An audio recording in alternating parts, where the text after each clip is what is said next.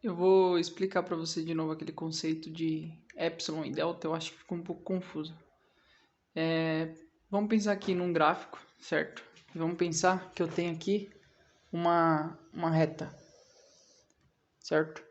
Tem uma reta e vamos colocar dois pontos nessa reta. Vamos pôr um ponto aqui, certo? Onde eu vou ter aqui um x, vou chamar de x, posso chamar de qualquer coisa.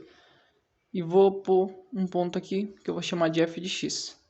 F de x igual a y, então vou chamar de f de x. E tem um outro ponto aqui, vamos supor. Esse ponto aqui vou chamar de A, vamos supor. E tem um outro ponto aqui que eu vou chamar de L. Por que eu vou chamar de L? Porque na matemática chama de L, né? Então tô pondo os pontos que eles chamam, né? As letras que eles chamam. Pode colocar qualquer coisa, V, T, qualquer um. E aí vamos fazer uma análise desse gráfico. Que análise? Bom, o que a gente pode tirar de conclusão aqui? Se eu quisesse, por exemplo, calcular a distância daqui até aqui, eu já sei, certo? Eu sei que a distância daqui até aqui sempre vai ser o valor final menos o valor inicial. Só que como é uma distância, sempre tem que estar em módulo. Uma distância sempre tem que estar em módulo. Porque a distância não pode ser negativa. Não tem como eu andar menos 2. Eu tenho que andar 2 metros. Não tem como andar menos 2 metros. Então, eu sei que x menos o a vai ser o valor da distância disso aqui, mas sempre em módulo, porque tem que ser positiva. Mesmo que vale para esse raciocínio. Eu sei que o valor final f de x menos o valor inicial L, em módulo vai ser a distância percorrida daqui até aqui, certo? E aí vamos utilizar agora a propriedade do limite para entender o que isso aqui quer dizer. Vamos supor que eu queira saber o valor desse ponto aqui, eu não sei. Eu queira descobrir o valor desse ponto. O que eu posso utilizar aqui? Eu posso utilizar a definição de limite, onde se eu pegar esse ponto aqui e me aproximar desse ponto, cada vez mais que eu me aproximar, eu vou estar chegando próximo do valor de L, certo? Eu vou estar chegando próximo do valor de L. Então, se eu me aproximar por aqui, eu vou estar chegando mais próximo do valor de L. Só que, enquanto eu estou me aproximando por aqui, eu também estou me aproximando por aqui, né? Então, eu estou me aproximando por cima também, né? Estou me aproximando tanto por cima quanto por baixo. Então, o que isso aqui quer dizer? Vamos supor, vamos pôr um ponto aqui, qualquer ponto, e esse ponto aqui esteja muito, muito próximo de L, vamos supor. Certo? Porque eu estou querendo saber o valor de L. Então, esse ponto aqui ele vai gerar um novo ponto aqui em X, né? E o que eu vou ter que saber? Eu vou ter que saber que esse novo ponto ele vai ter uma nova distância, certo? Vai ser uma distância daqui até aqui, que é diferente da distância de f de x até L, isso é óbvio.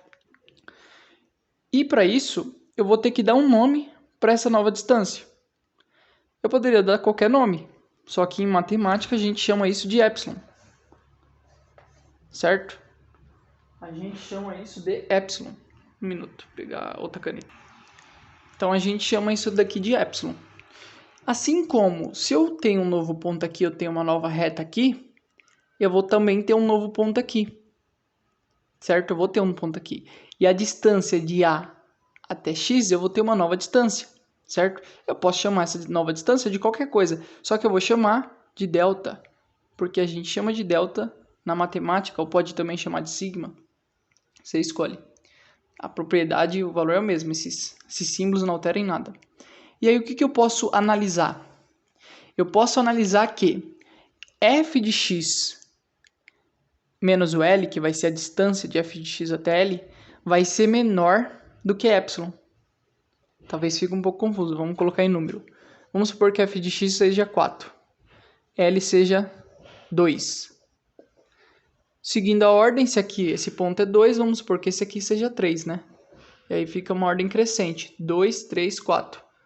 2, 3, 4. E aí o que isso quer dizer? Eu quero dizer que f de x menos L vai ser a distância. Então 4 menos 2 vai ser a distância. Isso aqui a gente sabe que dá 2. E 2 é menor do que 3, que é o epsilon. Então eu posso dizer que f de x menos o L vai ser menor do que epsilon. Vai ser menor do que epsilon. Assim como, isso aqui é uma condição de coexistência. Se eu estou movendo aqui, eu também estou movendo aqui em x. E o que isso vai gerar? Isso vai gerar que de A até esse novo ponto, né? E eu vou ter aqui um valor que eu chamei de delta, eu também vou ter uma condição. E essa condição é a mesma que tem aqui embaixo. X menos A vai ser menor do que delta, mesmo conceito. Por que vai ser menor do que delta? Só você substituir por valores. Coloca 4 aqui e coloca 2. E coloca 3. 4 menos 2, 2. Esse aqui é 3, menor do que delta. Só que aqui também tem mais uma coisa. X e A são pontos diferentes. X não é igual a A. Então eu não posso dizer que X menos A dá zero. Não pode dar zero. Porque, por exemplo, se X menos A der zero, dá igual a zero, então X é igual a A, né? Passando para o outro lado. E X é diferente de A. Então, o que eu digo? Eu digo que, como está em módulo, nunca vai ser valores negativos, nunca vai ter valor negativo. Se não vai ter valor negativo, nós podemos dizer que sempre vai ser valor maior do que zero, porque nunca pode ser igual a zero também, x menos A. Então, eu posso dizer que zero é menor do que x menos A, ou x menos A é maior do que zero, certo? E aí eu vou criar essa condição de zero menor do que x menos A, menor do que delta, f de x menor do que L, menor do que epsilon.